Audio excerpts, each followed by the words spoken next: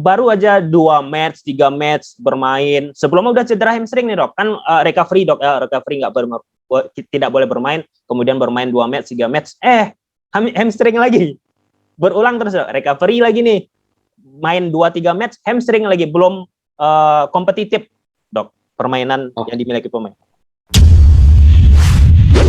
Oke, kita bahas cedera yang dialami oleh Marcelino Ferdinand. Nah, seperti yang kita lihat di media sosial, Marcelino Ferdinand disebut-sebut mengalami cedera hamstring. Dirilis langsung oleh klub Marcelino Ferdinand di Belgia, KMSK Denze, seperti ini disampaikannya. Berita cedera kami dimulai dengan pembaharuan tentang Marcelino Ferdinand. Beberapa minggu yang lalu, dia menderita cedera hamstring. Meskipun pemulihannya awalnya tampak penuh harapan, kembalinya dia dari seleksi dengan tim nasional Indonesia membawa berita yang kurang positif. Cederanya telah memburuk, membuatnya absen selama beberapa minggu lagi. Pada saat KMSK Denze mengeluarkan statement tersebut, ada sebagian pihak, aku nggak katakan seluruhnya teman-teman, mempertanyakan kenapa sampai seperti itu statement dikeluarkan oleh klub Marcelino Ferdinand dalam konteks terlalu hiperbola, terlalu melebih-lebihkan dalam arti kata cederanya semakin buruk disebut oleh klub Marcelino Ferdinand. Padahal disebut oleh beberapa pihak teman-teman pada saat Marcelino di timnas nggak terlalu parah-parah banget nih. Dan Marcelino pun nggak bermain bersama timnas pada saat menghadapi Brunei Darussalam di kualifikasi Piala Dunia tahun 2026. Nah, lantas aku mencoba membahasnya dari sisi kedokteran.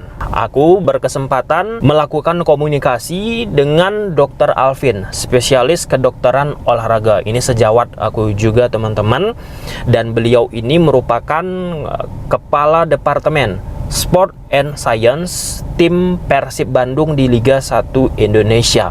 Nah, secara spesifik kita bersama beliau akan membahas apa itu cedera hamstring.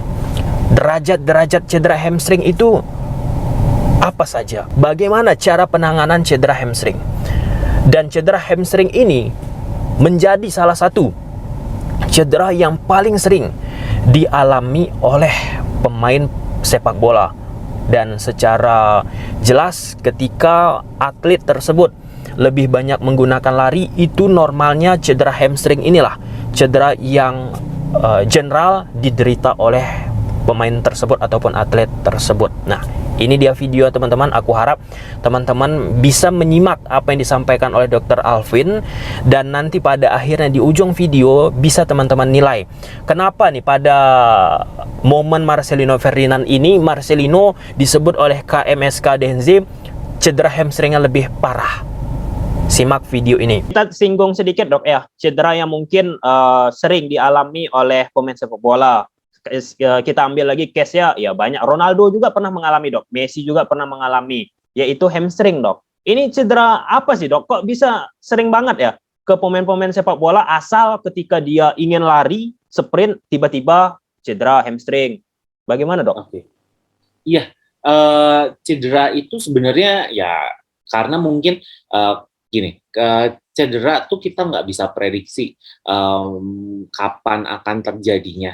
Semua tuh complicated banget karena tadi yang saya bilang faktornya yang mempengaruhi banyak. Ketika dia akan fight, akan istilahnya mengejar bola dengan cepat, dia butuh istilahnya akselerasi yang cepat, itu mungkin akan menyebabkan resiko cedera meningkat, mungkin banget gitu. Dan biasanya kalau kita lihat dari kalau yang saya baca dari beberapa jurnal, itu memang rasio dari kekuatan otot paha depan dan paha belakang itu belum balance dengan sempurna. Jarang banget, bukan jarang banget sih, sulit ditemui orang-orang yang punya equals atau perbandingan dari kekuatan otot quad depan, yaitu quadriceps dan hamstring yang sama. Nah, itu yang jadi key point salah satu program FIFA, yaitu FIFA 11 Plus, di mana mereka salah satunya dari poin yang ada 13 poin dari FIFA 11 Plus, di mana salah satunya adalah memperkuat dari otot hamstring. Karena tujuannya itu dia akan mencegah cedera, dan terutama adalah cedera hamstring itu. Oke dok, dok kalau cedera hamstring ini ada nggak dok level-levelnya? Yang misalnya nih level ringan, ya bakalan sulit lah terulang. Nah kita lihat ada juga beberapa pemain nih dok, seperti yang kita bahas di awal tadi, baru aja 2 match, 3 match bermain, sebelumnya udah cedera hamstring nih dok, kan recovery dok, recovery tidak boleh bermain, kemudian bermain 2 match, 3 match, hamstring lagi, berulang terus dok, recovery lagi nih, main 2-3 match, hamstring lagi, belum kompetitif, dok, permainan yang dimiliki pemain. Oke, kategori dari hamstring itu memang ada derajat-derajatnya. Nah, derajat-derajatnya itu biasanya kita gunakan seberapa besar otot yang terkenanya. Jadi ada pemeriksaan penunjang nih yang dilakukan, entah dia USG, entah dia pemeriksaan pemindaian dari besarnya massa otot yang terkena, itu tergantung dari apa yang dipakai. Tetapi prinsipnya grade-grade itu semakin besar grade-nya, itu semakin besar damage yang terkena pada ototnya tersebut. Hingga pada akhirnya kalau misalnya damage-nya sudah sangat tinggi, itu akan sangat berpotensi untuk tears total sih sebenarnya. Ya. Jadi itu banyak banget kategorinya. Terus kemudian program rehab yang jadi penting. Tadi kan ditanyain kenapa kok bisa berulang lagi. Oke. Jadi program rehab kita itu biasanya program return to sport, untuk balik ke olahraga itu dia harus benar-benar bisa sampai ke 3 syarat sih kalau saya. Equal structure, equals balance, dan equal power. Kalau saya 3 itu. Jadi strukturnya udah sama nih, udah nggak ada yang memar-memar lagi, semuanya udah totally fine, dari ukurannya pun sama. Jadi kalau misalkan bisa ngecek tuh paling gampang lingkar kan, tinggal pakai meteran baju, kita cek lingkarnya, jangan sampai yang satu lebih kecil, yang satu lebih besar. Itu equal structure. Kemudian equals power dulu. Dari kekuatannya dia kontraksinya bisa menahan tubuh seberapa berat. Itu jadi penting tuh, karena kalau yang sebelah kanan lebih kuat, yang sebelah kiri lebih lemah, yang kiri potensi untuk cederanya jadi lebih tinggi. Jadi itu harus disamain. Yang depan, nah itu yang penting juga tuh, rasio dari kekuatan otot depan dan otot belakang. Kalau yang depan terlalu kuat, yang belakang terlalu lemah, ya belakangnya yang akan jadi cedera. Gitu. Dan yang terakhir equals balance, di mana dia bisa mengkontraksikan otot itu dengan baik, dengan cara, karena kita kan berlari tuh ada fase landing di mana kita akan landing satu kaki. Itu otot-otot dengan mengkontraksikan otot-otot yang tepat itu akan mengurangi resiko cedera, dan latihan balance itu bisa dilatih sih sebenarnya. Gitu. Nah, dari program itu yang cukup penting juga, jangan sampai cuman ini pain-nya udah pain free nih, udah nggak ada apa-apa lagi. Nah, yang paling penting adalah masukin program pencegahan cedera ulang. Oke, ini menarik sih dok, program pencegahan cedera ulang. Nah, kalau misalnya pemain ini dok ya, kita ambil case hamstring aja dok ya, udah dilakukan misalnya program cedera ulang, seperti yang dokter sampaikan tadi, tapi cedera juga lagi nih dok. Apakah ada kaitannya dengan grading deh dok? Kalau misalnya dia gradingnya ataupun levelnya sudah meninggi dok, ataupun ya tingkat atas gitu dok ya, apakah pemain tersebut tidak bisa totally balik 100% tanpa ada cedera hamstring lagi dok? Kita nggak bisa menggaranti itu sih sebenarnya. Tetapi kita bisa mengurangi resiko cedera ulang dengan cara memberikan program-program yang tailor-made, yang sesuai dengan tubuhnya masing-masing dan kondisinya masing-masing.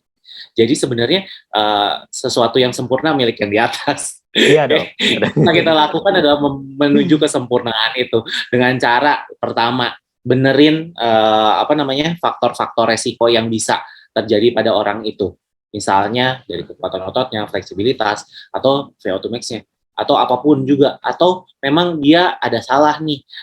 Kalau berulang terus ya kita coba cek juga sih aparel yang dia pakai, misalnya itu menyebabkan dia resiko cedera atau enggak gitu. Oke. Kemudian jangan lupa program yang akan dijalankan, mulai dari program pencegahan, program latihan, program skill, semuanya memang harus dikaji ulang. Dan itulah fungsinya gimana kita bisa berkomunikasi dengan baik supaya program itu bisa inline semua, bisa jalan bareng dan nggak saling istilahnya saling berbentrokan. Kalau programnya kebanyakan pun ya sesinya jadi terlalu banyak, dia nggak punya cukup waktu nanti untuk recover sih. Yep. Jadi memang harus semuanya di balancein supaya benar-benar menuju satu target yang sama-sama bisa kita raih sih. Gitu. Terus kemudian juga selain dari faktor-faktor resiko juga kita bisa melihat bagaimana secara mental dan emosional atlet tersebut, how he want to pursue his target well sebenarnya. Apa sih dia mau segimananya gitu. Kadang-kadang cedera tuh depresif banget sih. Bukan hanya cedera sih, even penyakit ya. Ada salah satu contoh, 1 tahun yang lalu kita membahas pemain Barcelona dengan pakar juga, dengan seorang dokter teman-teman, namanya Dembele. Dembele itu salah satu pemain yang gemar mendapatkan cedera. Wah, pakai bahasa gemar, nggak etis juga pakai bahasa gemar. Yang sering lah ya, menderita cedera hamstring. Dia cedera hamstring, kemudian dilakukan perawatan. Setelah dilakukan perawatan, dimainkan, cedera lagi. Kemudian dilakukan perawatan dalam arti rehabilitasi teman-teman untuk mengantisipasi ataupun memulihkan cedera hamstringnya, main beberapa saat, cedera lagi. Nah, untuk momen Dembele, dari proses cedera hamstring yang didapat oleh Dembele, recovery kurang didapat oleh Ousmane Dembele, pemain Barcelona dulu, sekarang dia sudah di PSG. Sehingga ketika dia mendapatkan waktu yang banyak untuk melakukan rehabilitasi seperti yang disampaikan oleh Dr. Alvin teman-teman terhadap cederanya, kemudian secara mental tentu ketika dia berulang-ulang mentalnya bermain juga di situ teman-teman, dia sudah bisa mengontrolnya, baru dia bisa secara optimal mendapatkan menit bermain di Barcelona. Dari situasi Dembele itu bisa kita jadikan pelajaran untuk Marcelino Ferdinand seperti yang dibilang oleh Dr. Alvin. Jika kita menganggap remeh cedera hamstring, ya bisa lebih parah dan sampai dengan putus ataupun tear. Aku lihat jejak track record Marcelino Ferdinand ini teman-teman, dia memiliki masalah dari sisi cedera hamstring. Tahun 2022 aku buka juga berita di media sosial cedera hamstring juga. Nah, dalam hal itu tentu harus menjadi concern bagi Marcelino Ferdinand untuk bisa kembali nih, agar tidak mendapatkan cedera yang serupa lagi. Di sisi lain, inilah dia, mungkin bisa kita lihat perbedaan latihan yang ada di sepak bola Indonesia dengan latihan yang ada di sepak bola elit Eropa. Ya, Liga Belgia kan menjadi salah satu liga yang sering dibahas di luar negeri teman-teman. Apa key pointnya? Intensitas. Beda pasti intensitas latihan yang dimiliki oleh Marcelino Ferdinand di Liga Indonesia dengan di Liga Belgia. Itu harus kita akui. Lantas apa korelasinya intensitas fisik latihan di Liga 1 dengan Liga Belgia? Nah, terkait tentang kekuatan otot. Nah, ketika Marcelino Ferdinand main di Belgia, latihan pun intensitasnya tinggi. Jika tidak sempurna pemulihan cedera yang sebelumnya didapat oleh Marcelino Ferdinand di Liga 1 Indonesia, bukan nggak mungkin cedera tersebut bisa kambuh lagi. Nah, betapa beratnya. Kita lihat latihan-latihan yang ada di Eropa teman-teman, banyak pada akhirnya tumbangan pemain-pemain. Dan aku berharap apa yang didapat oleh Marcelino Ferdinand sekarang ini dengan penanganan nantinya, aku rasa pasti optimal. Nggak mungkin KMSK DNZ melontarkan statement official yang statementnya tersebut asal-asalan. Dalam arti kata, kan mereka secara clear menyebutkan Marcelino Ferdinand cederanya semakin buruk. Itu harus menjadi concern. Ya, terlepas Marcelino Ferdinand menjadi pemain penting untuk Coach Sintayong bersama timnas Indonesia, tetapi kita perlu memikirkan Marcelino Ferdinand lebih panjang lagi karena usianya masih muda. Nah, kenapa aku menyebutkan demikian? Banyak atlet potensial cedera hamstring menghambat perkembangan sisi progresifnya. Nah, ini kan Marcelino akhir-akhir ini kan nggak bermain nih di KMSK DNZ. Nah, nggak main di KMSK DNZ artinya dia nggak bisa menunjukkan potensialnya. Nah, Yang harusnya ketika dia pulih dari cederanya 100% teman-teman, dia bisa mendapatkan menit lebih banyak di KMSK Denze dan bisa membuktikan bahwa keinginan yang disebutkan Marcelino Ferdinand, dia mau main di Liga Champions. Itu kan sesuatu yang harus kita dukung. Oke, kita lihat bagaimana perkembangan Marcelino Ferdinand teman-teman. Sampai saat aku membuat video ini belum ada rilis klarifikasi yang dilakukan oleh KMSK Denze, masih dalam pokok cedera yang didapat oleh Marcelino semakin buruk, semakin parah teman-teman. Di sisi lain timnas Indonesia seperti yang disampaikan oleh Coach Nova masih akan memantau apa yang disampaikan oleh tim medis dari KMSK Denze. Gimana menurut teman-teman? Apakah Marcelino Ferdinand harus dipaksa untuk bermain atau pulih dulu total 100%? Coba silahkan tulis di kolom komentar. Silahkan tulis di kolom komentar. Bye.